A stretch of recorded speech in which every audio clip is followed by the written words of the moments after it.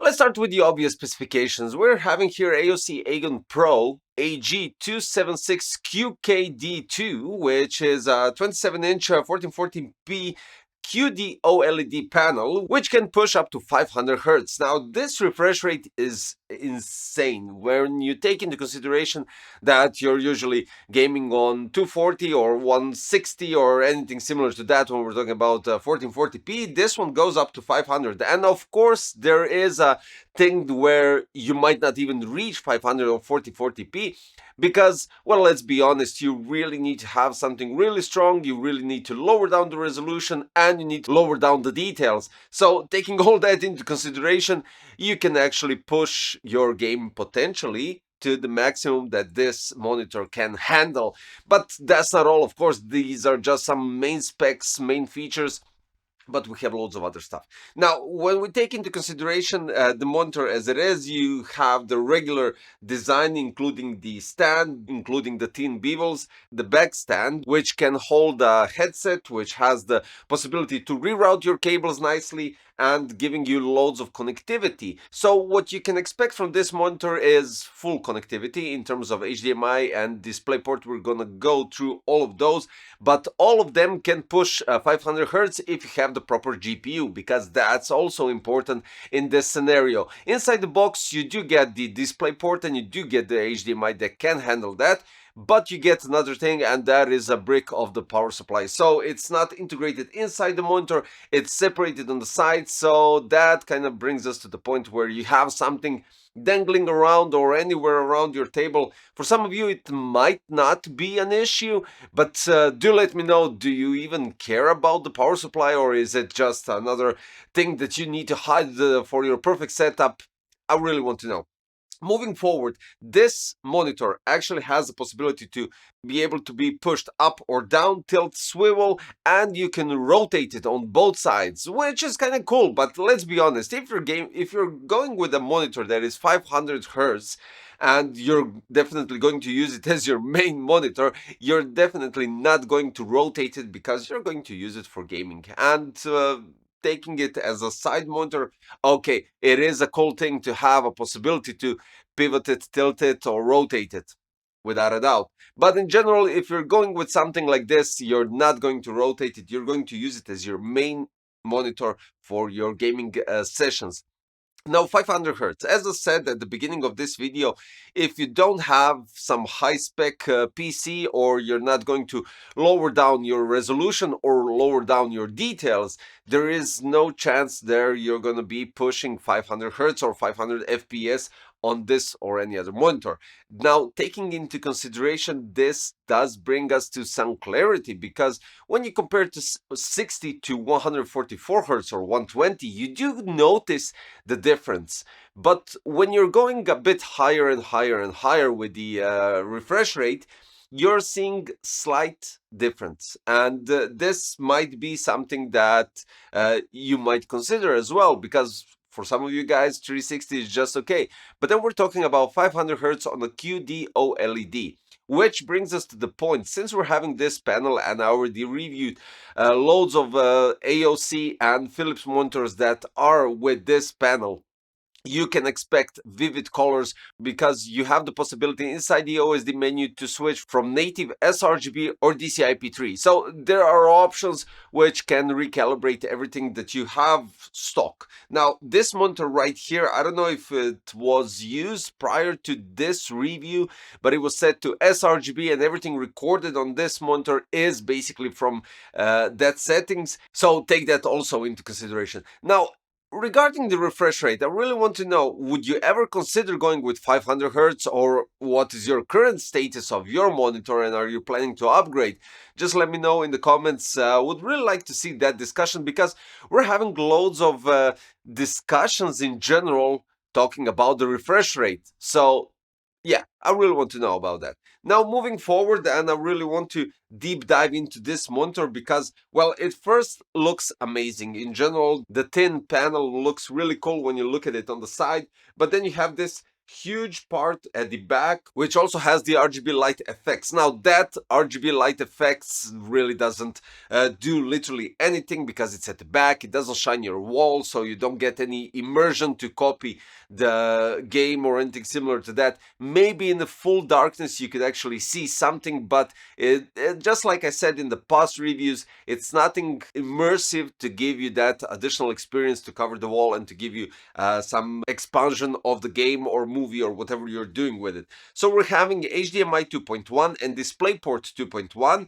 which both are G-Sync compatible, so that's really good. We're having removable stands, so you can place it on additional stand that comes inside the box with additional screws, so you're good with that. We're having three-sided frameless bezels, side, left and right and top. The bottom part has the AGON logo. We're having two speakers of 5 watts, Kensington lock, and on the other side you have the joystick to navigate through the OSD menu.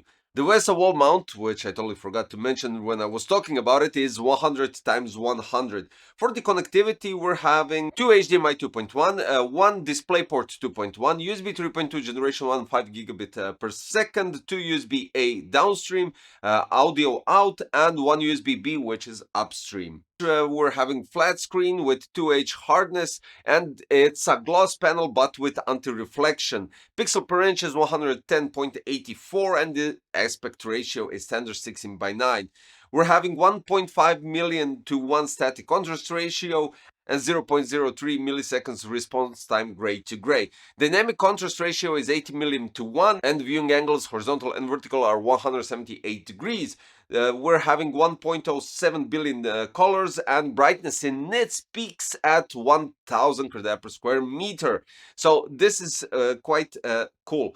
Now, going with ergonomic information, height adjustment is from 130 millimeters, which goes to the lowest at 4 centimeters and the highest at 17 centimeters when you push it down to the table. I know some of you guys really want to know this information. It supports VRR or adaptive sync. It's also G-Sync compatible. For the HDR, we're having this certified display HDR True Black 500.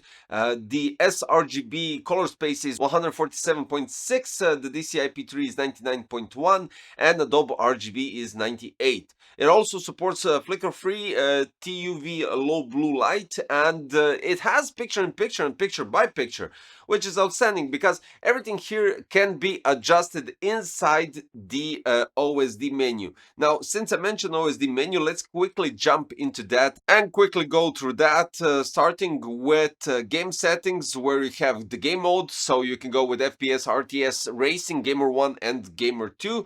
You also have shadow control, game color, sniper scope, adaptive sync, low input lag, frame counter. Then we're going with luminance. You can adjust the brightness and sharpness, but there's also contrast, dark boost, eco mode, gamma and HDR mode. Going with OLED care, you have auto pixel refresh, screensaver, logo protection, and all the other stuff to protect the burn-in, but I don't think that will be happening. Color settings, as I stated, the color gamut can be chosen from panel native to sRGB and DCI-P3. Adjustment for the volume. Then we move forward with the light effects. You have the option for the light effects mode and the patterns, picture-in-picture and picture-by-picture, which gives you an option to choose either of those and then pick the source, which is quite easy and straightforward. And moving forward, we have the OSD setup, which is basically quite simple. It gives you an option to literally adjust the language, timeout, horizontal and vertical position, transparency, break, reminder. So, taking into consideration the colors and everything, I would say when you take a look at the close-ups, it's really brilliant, and the colors are so crisp and vivid, it's unbelievable. But going into gaming, since I don't play Counter-Strike, and usually people go with Counter-Strike to actually push those FPS because actually you need fast movements in that game, I played PUBG as per usual. The maximum that I got was 250 FPS, and the average was around, I think I could say 150 or something like that. So I was running 7900 X3D with 5080 from PNY. So basically you still have room to push, but most likely not in that game. I didn't lower the resolution, I just lowered down the details to see what I can get, and the average was 150. But what I expected it, comparing to my monitors at the back, which are 4K 100 40 hertz, I think. I can't even recall.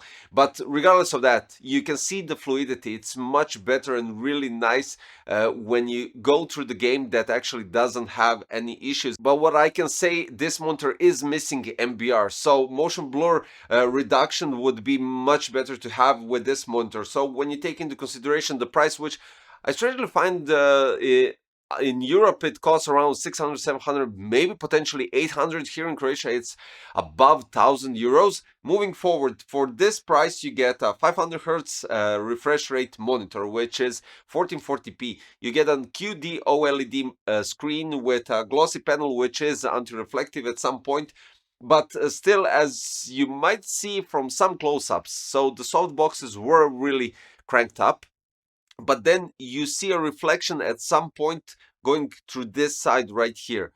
It's not drastical. You don't see an actual clear picture or clear visibility of the softbox. It is dimmed down and it doesn't obstruct that much when we're talking about the picture inside. You have all the connections that can push up to 500 hertz, logical. You have the audio out. You have two speakers, even though I would always keep those, as I always say in all reviews.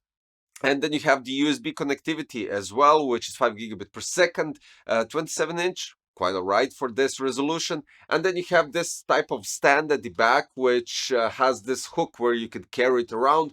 You have a headset hanger. You have somewhat nicely designed cable management option at the back, so you could organize it. And of course, the rotation and adjustment of the monitor, which is also great. Now, the additional negative stuff is the brick for the power supply, but that is all up to you to decide if that is good. So if you think your PC can run 500 hertz or push 500 FPS, then this is definitely something that you could consider if you're in that certain country with a perfect price tag for you.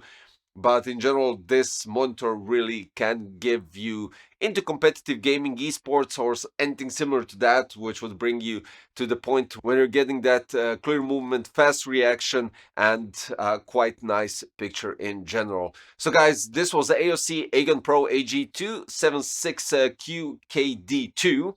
And I'll leave the links in the description if you decide to check it out, maybe in your region, to grab the monitor for a certain price that is better than anything that I mentioned so far. And that'll be all for today. If you're new to the channel, don't forget to subscribe, hit the like button, click the notification bell, and I'll see you shortly in a new one.